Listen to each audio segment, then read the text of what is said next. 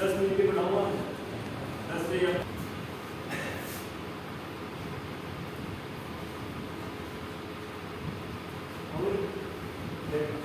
आपने बैंक से लोन लेते हैं ना, लोन लेते हैं, उस लोन का कैलकुलेशन करते हैं ना, क्या अपन कर देंगे बैंक को नहीं होता वो भी इससे करते हैं एप्लीकेशन से, सॉफ्टवेयर से करते हैं कि आपके इस लोन की यहाँ तक किस्त आएगी, EMI कितनी आएगी, क्या तुम्हारी EMI ऐसी आती है कि 4000 की किसी महीने 4000 आ जाए, किसी महीने 4500 आ जाए, किसी महीने 6000 आ जाए, क्या EMI ऐसी आती है क्या? नहीं आती ना।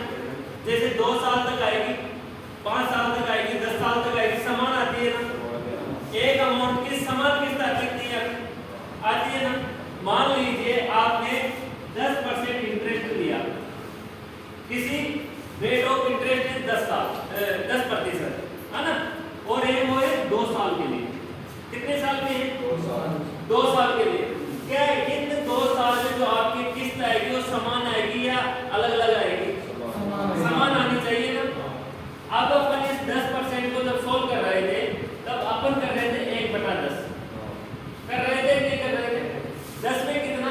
1 है ना, कितना? 10 का 11 ये कर रहे थे ना। फर्स्ट साल अपन देंगे 10 अनुपात में कितना देंगे? 11 ये कर रहे थे ना अपन, ये कर रहे थे। दूसरे साल कितना देंगे? 10 × 10 और 11 × 11 अनुपात में अपन ने एक चीज देखी थी कि जब यहाँ पर को इनको इक्वल करेंगे, मान को समान करेंगे, मान को क्या करेंगे?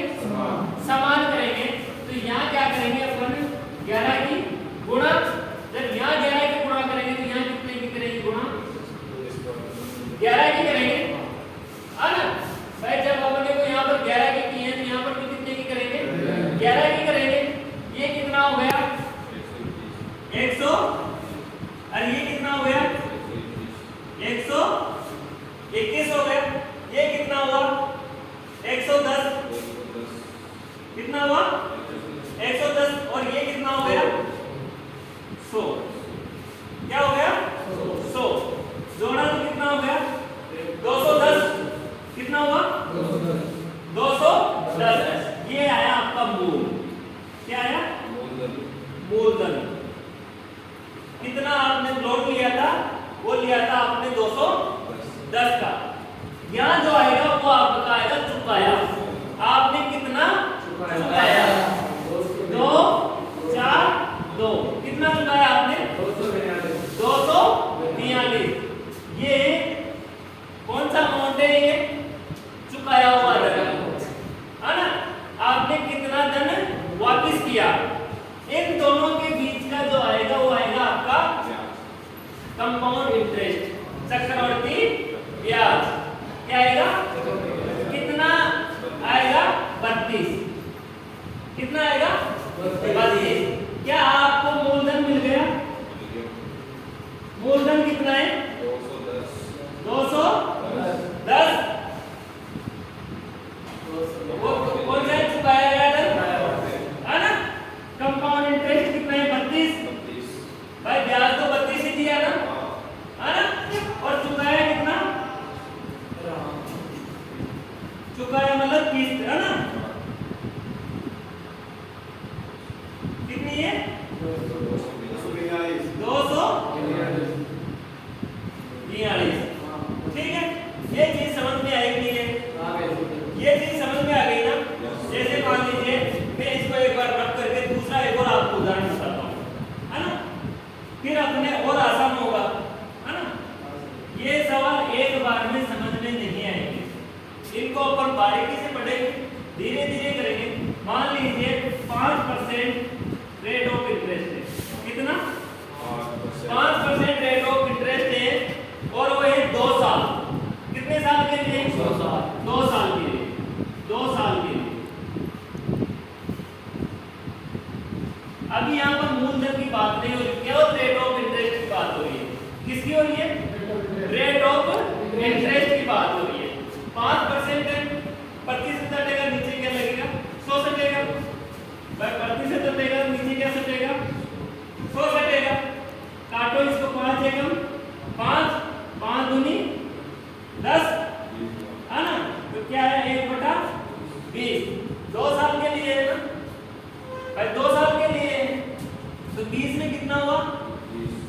21 20 में कितना हुआ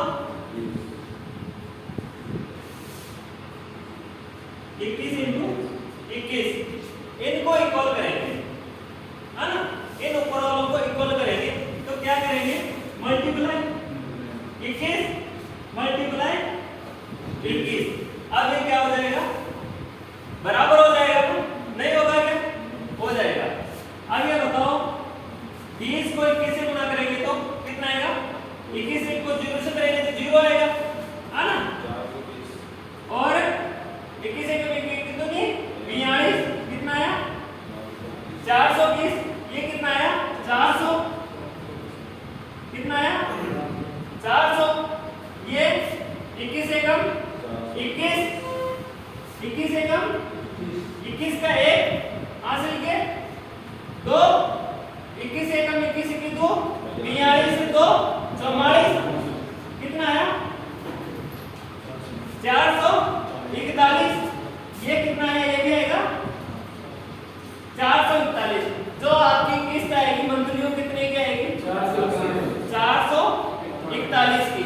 आपका मूलधन कितना था लोन कितना था 028 ये क्या था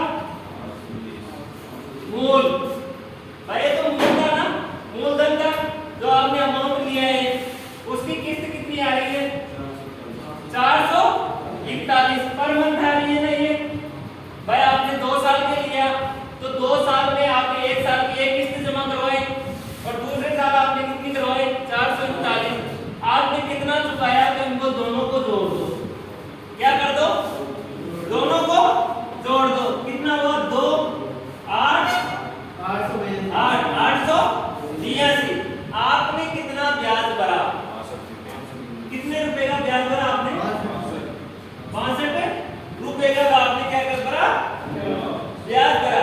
यदि आपका मान लीजिए प्रिंसिपल आपने अमाउंट लिया 16400 कितना लिया अमाउंट 16400 रुपए मान लीजिए ये अपना क्या है आपने माना था ये तो भाई 5% इंटरेस्ट के अनुसार कितनी आएगी है ना 16400 मान लीजिए तो आपने 16400 आपका मान लिया है ना तो यहाँ पर मूलधन कितना है 820 इंटू 62 एक जीरो से एक जीरो काट दो इसको काटो कितनी बार कटेगा 8 1 काटो 16 2 3 4 कितनी बार कटा